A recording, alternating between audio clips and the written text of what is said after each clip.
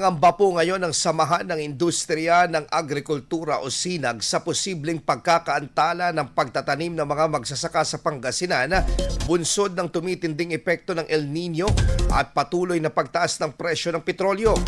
Ayon sa grupo, malaki ang epekto ng dalawang salik sa kabuuang gastos ng mga produksyon sa agrikultura. Mula sa dating tinatayang 17,000 pesos na inisyal na puhunan sa pagtatanim, umaabot na umano ito ngayon sa mahigit 30,000 o higit pa, lalo na sa gastusin sa krudo na ginagamit sa makinarya, irigasyon at transportasyon. Dagdag pa ng SINAG, kung magpapatuloy ang ganitong sitwasyon, maaaring maantala ang schedule ng pagtatanim ng mga magsasaka. Fuel, dati nasa almost 48 pesos.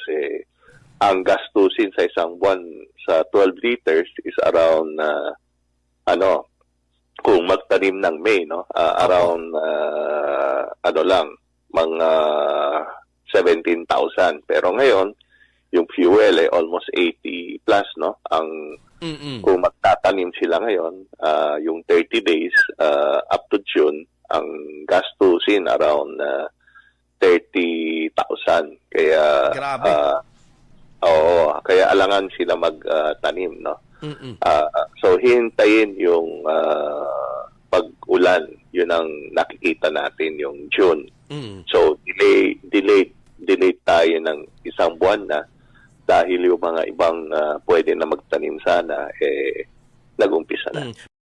Yan po ang tinig ni Engineer Rosendo Soa, ang chairman po ng SINAG. Nanawagan naman po ang grupo sa pamahalaan na muling pag-aralan na pag-aalis o pagbabawas ng buwis sa langis upang maibsan ang dagdag gastos ng mga magsasaka, partikular sa gitna ng umiiral na kondisyon ng panahon.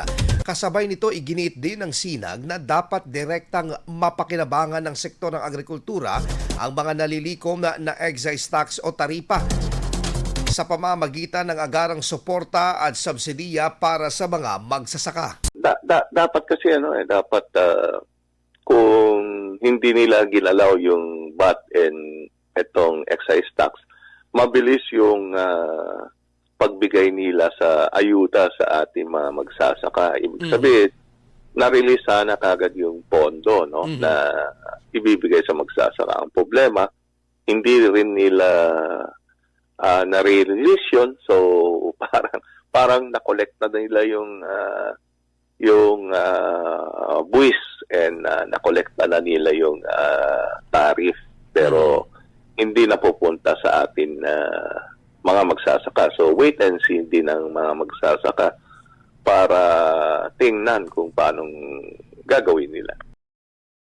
Ngayon, patuloy na binabantayan ng mga magsasaka sa lalawigan ng Pangasinan ang kondisyon ng panahon at galaw ng presyo ng langis habang umaasa sa agarang tugon ng pamahalaan upang maiwasan ang mas malalang epekto sa produksyon ng pagkain. IFM News. IFM News. IFM News.